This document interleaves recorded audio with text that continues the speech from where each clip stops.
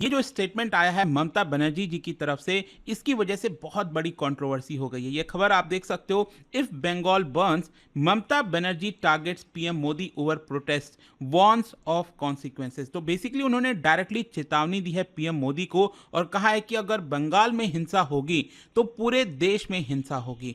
तो ये एग्जैक्टली हुआ क्या, ये हम समझेंगे, लेकिन साथ ही साथ जो डॉक्टर्स की सुरक्षा का मामला है, इसको लेकर केंद्र सरकार की तरफ से सभी राज्यों को ऑर्डर्स जारी किए गए हैं। उसमें क्या क्या चीजें कही गई हैं वो भी मैं आपको बताऊंगा।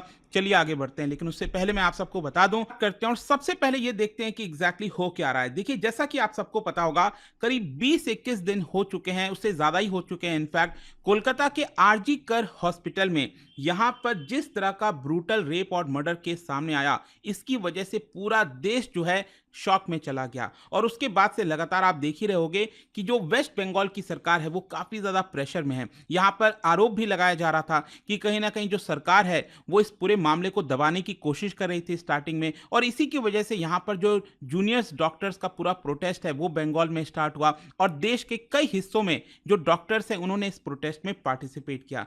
तो यहां पर जो भी कुछ हो रहा था, इसको देखते हुए डॉक्टर्स की तरफ से बताया जा रहा है कि एक पूरी रैली निकाली गई थी परसों, और फिर कल जो है बीजेपी जो अपोजिशन पार्टी है बंगाल के अंदर, उन्होंने यहां पर स्ट्राइक का आह्वान दिया था। और कल ही जो है ममता बनर्जी ने संबोधन किया। ममता बनर्जी ने जो उनके स्टूडेंट्स विंग है उनके पार्टी के, उनको यहां पर स्पीच दिया और उसके अंदर डायरेक्टली टारगेट किया पीएम मोदी को, एक तरह से डायरेक्ट चेतावनी दे दी। अब उन्होंने एग्जैक्टली क्या कहा है आप देख सकते हो। Some people think this is Bangladesh. कई लोगों को लगता है कि ये बांग्लादेश है, मैं बांग्लादेश को प्यार करती हूं। They speak like us and share our culture, but remember, याद रखिएगा, बांग्लादेश एक अलग देश है, भारत एक अलग देश है। Modi babu, you are using your party to cause fire here. तो डायरेक्टली वो आरोप लगा रही हैं कि उनकी जो पार्टी है बीजेपी, पीएम मोदी की, वो यहां पर बंगाल में हिंसा करना चाहती है। बट रिमेंबर, अगर बंगाल में हिंसा होगा तो देश के अन्य राज्य, चाहे वो आसाम हो, नॉर्थ ईस्ट हो, उत्तर प्रदेश हो, बिहार हो, झारखंड हो, उड़ीसा हो या फिर दिल्ली हो, वो भी अनअफेक्टेड नहीं रहेगा, मतलब वो भी नहीं बचेंगे। हम we will disturb your chair also, हम आपकी कुर्सी हिला देंगे। ये बेसिकली ममता बनर्जी ने तृणमूल कांग्रेस छात्र परिषद फाउंडेशन डे रैली के दौरान ये सारी चीजें कही। और देखिए, यहां पर उनका एक और जो स्टेटमेंट आया उसकी वजह से कंट्रोवर्सी हुई है। बेसिकली वो तृणमूल कांग्रेस को कह रही थी कि आप भी रिस्पॉन्ड करिए, आप रुकिए मत। The time has come to resist and protest when you are insulted. जब आपको इंसल्ट फील रहा हो तो आप भी प्रोटेस्ट करिए। When faced with ugly attacks, do not take it lying down. You how you respond is up to you. आप कैसे रिस्पॉन्ड करते हैं, ये सारी जो चीजें हो रही हैं वो आपके ऊपर निर्भर करता है। सेक्स के दौरान क्या करना चाहिए और क्या नहीं?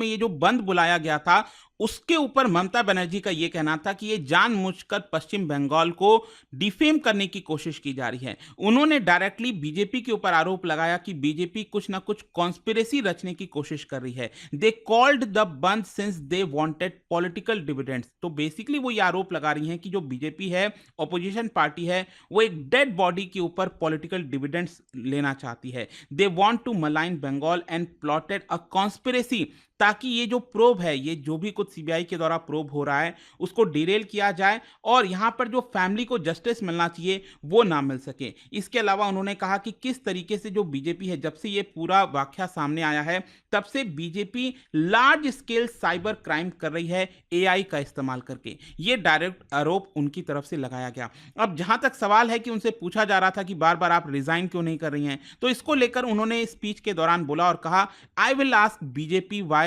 Prime minister Narendra Modi did not resign. मतलब कि देश के बाकी हिस्सों में जब हिंसा हो रही थी, सेक्सुअल अटैक्स हो रहे थे, चाहे वो उत्तर प्रदेश हो, आसाम हो, मध्य प्रदेश हो, मणिपुर, आसाम, तब यहां पर पीएम मोदी क्यों नहीं रिजाइन कर रहे थे, ऐसा उन्होंने यहां पर पलटवार किया।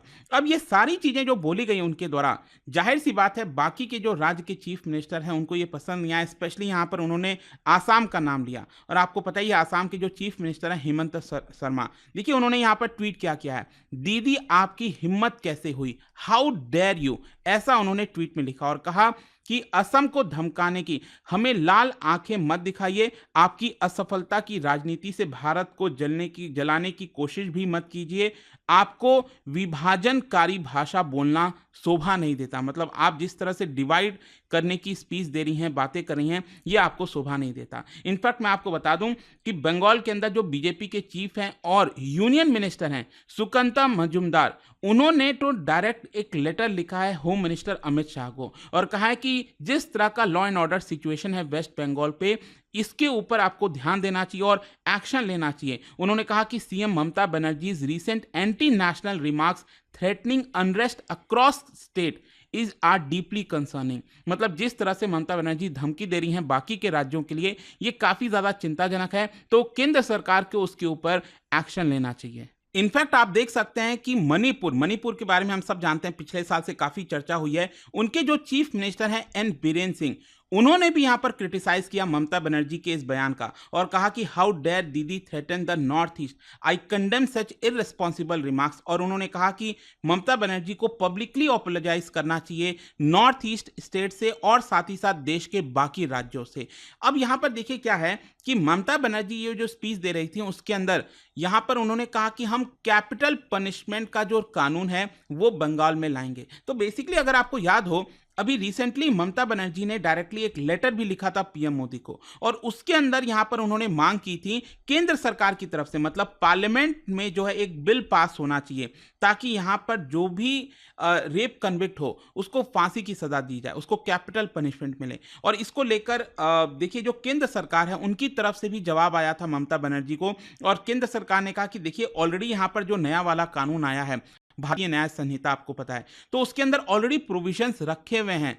तो यहां पर हमें ऐसा कोई और लॉ लाने की जरूरत नहीं है, लेकिन हाँ उसको सही से इंप्लीमेंट करने की जरूरत है। जैसे केंद्र सरकार ने यहां पर आरोप भी लगाया था वेस्ट बंगाल के ऊपर कि देखिए जो फास्ट ट्रैक कोर्ट्स की बात कही जा रही है, क्योंकि ममता बनर्जी ने इसी चीज के बारे में बात किया कि अगर हम फास्ट ट्रैक कोर्ट्स वगैरह ला सकें, तो देखिए यहां पर केंद्र सरकार का कहना था कि हमने जो ऑलरेडी फास्ट ट्रैक कोर्ट्स का अलॉटमेंट किया है वो बंगाल में इंप्लीमेंट भी नहीं हुआ है, तो आपको उसकी तरफ ध्यान देना चाहिए। तो ये सारी चीजें हो रही थी। तो यहां पर क्या हुआ है कि ममता बनर्जी कह रही हैं कि हम खुद जो है बंगाल में एक स्पेशल सेशन बुलाएंगे और वहां पर कानून पास करेंगे कैपिटल पनिशमेंट का। और अगर वो कानून गवर्नर की तरफ से पास नहीं किया गया, कहने का मतलब आपको पता ही होगा कि राज्य में अगर कोई कानून पास करना है तो वहां की लेजिस्लेटिव असेंबली प्लस गवर्नर का हस्ताक्षर होना चाहिए। तो अगर गवर्नर उसको रोकने की कोशिश करेंगे तो हम राजभवन के सामने धरना देंगे। और इसके अलावा उन्होंने कहा कि उनकी जो पार्टी है टीएमसी, वो एक मूवमेंट स्टार्ट करेगी सैटरडे से ताकि प्रेशर डाला जा सके केंद्र सरकार के ऊपर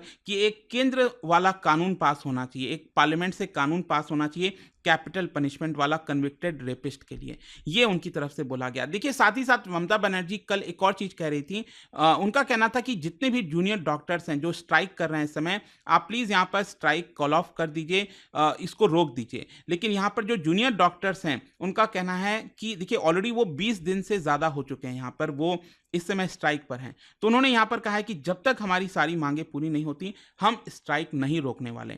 तो वो तो स्ट्राइक अभी नहीं रुकना है, लेकिन यहां पर देखिए जो डॉक्टर्स की सबसे बड़ी एक मेन डिमांड यहां पर बार बार आ रही थी वो था दैट कि जो उनकी सेफ्टी है हॉस्पिटल्स के अंदर वो इंश्योर किया जाए। अब देखिए इसको लेकर आपको पता होगा कि सुप्रीम कोर्ट का रिसेंटली एक निर्णय आया था जिसमें एक नेशनल टास्क फोर्स ये गठन किया गया था और वो लोग सजेस्ट करेंगे, लेकिन उसकी रिपोर्ट आने में अभी समय है।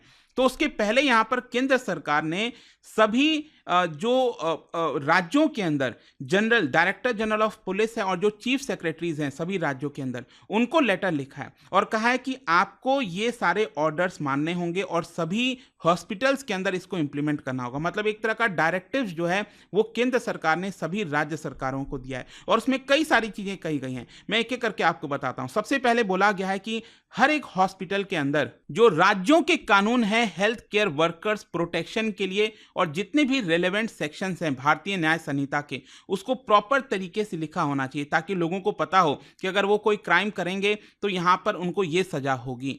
और जैसे कि ये भी बोला जा रहा है कि अगर कोई क्राइम होता भी है तो 6 घंटे के अंदर अंदर एफआईआर दर्ज होना चाहिए, क्योंकि अभी ये जो आरजी कर वाला इंसिडेंट हुआ था कोलकाता के अंदर। इसमें सबसे बड़ा आरोप यही है कि एफआईआर दर्ज कराने में ही इतना समय लग गया था, पहले उसको सुसाइड वगैरह बोला जा रहा था। तो ये सारी चीजें थी। फिर इसके अलावा ये भी बोला गया है कि केंद्र सरकार की तरफ से कि आपको एक हॉस्पिटल सिक्योरिटी कमिटी और वायलेंस प्रिवेंशन कमिटी ये बनाना होगा, सभी जिसके अंदर जो सीनियर डॉक्टर्स हैं, एडमिनिस्ट्रेटिव ऑफिसर्स हैं, वो इसके अंदर होंगे, ताकि यहाँ पर सिक्योरिटी का जो अरेंजमेंट है वो पुख्ता किया जा सके।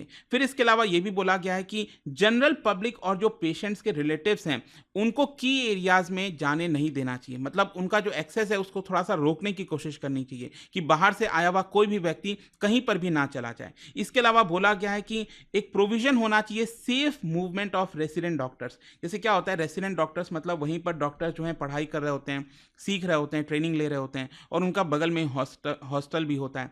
तो जब वो हॉस्टल से जा रहे हैं अपनी बिल्डिंग, हॉस्पिटल की बिल्डिंग, तो उनका एक सेफ पैसेज होना चाहिए, मूवमेंट होना चाहिए, उनको कोई दिक्कत ना आए। फिर इसके अलावा यहाँ पर यह भी बोला गया है कि स्पेशली रात के समय जो लाइटिंग के प्रोविजंस हैं वो सही होना चाहिए रेसिडेंट ब्लॉक में, हॉस्टल ब्लॉक में, ताकि इजी एक्सेस हो। इसके अलावा यहाँ पर बोला जा रहा है केंद्र सरकार की तरफ से कि रात के समय रूटीन सिक्योरिटी पेट्रोलिंग होनी चाहिए, मतलब कि हॉस्पिटल प्रेमाइसेस में रात के समय यहाँ पर लगातार पेट्रोलिंग होनी चाहिए, देखना चाहिए ताकि कोई दिक्कत तो नहीं आ रही है। इसके अलावा 24/7 मैन्ड सिक्योरिटी कंट्रोल रूम भी बनाना होगा हॉस्पिटल्स को। इसके साथ साथ हॉस्पिटल के सबसे नज़दीक वाला जो पुलिस स्टेशन है उनसे बातचीत करके अगर चौकी बना सकते हैं, एक छोटा सा कहते हैं ना कि लाइजनिंग करना, उनसे बातचीत करके, ताकि लगातार सिक्योरिटी जो है वो बनी रहे हॉस्पिटल्स में, तो ये भी यहाँ पर कोशिश करना है। इसके अलावा internal committee on sexual harassment ये भी हॉस्पिटल्स के अंदर होना चाहिए। और सबसे इंपॉर्टेंट यहाँ पर सीसीटीवी, क्योंकि अक्सर यही देखने को मिलता है कि जब भी इस तरह के इंसिडेंट होते हैं सीसीटीवी या तो खराब हो जाता है या फिर वहाँ पर मौजूद नहीं होता। तो पहले तो इंश्योर किया जाए कि यहाँ पर जितने भी सीसीटीवी कैमराज हैं वर्क कर रहे हैं कि नहीं, अगर सीसीटीवी कैमराज की कमी है तो उसको लगाया जाए। तो ये कुछ डायरेक्शन केंद्र सरकार ने सभी राज्य सरकारों को दिया है। अब देखते हैं आगे इसको लेकर पूरा मामला क्या होता है, बट आई होप कि कल से इसके बारे में जो चर्चा हो रही थी वो आपको समझ में आ गया होगा। और जाने से पहले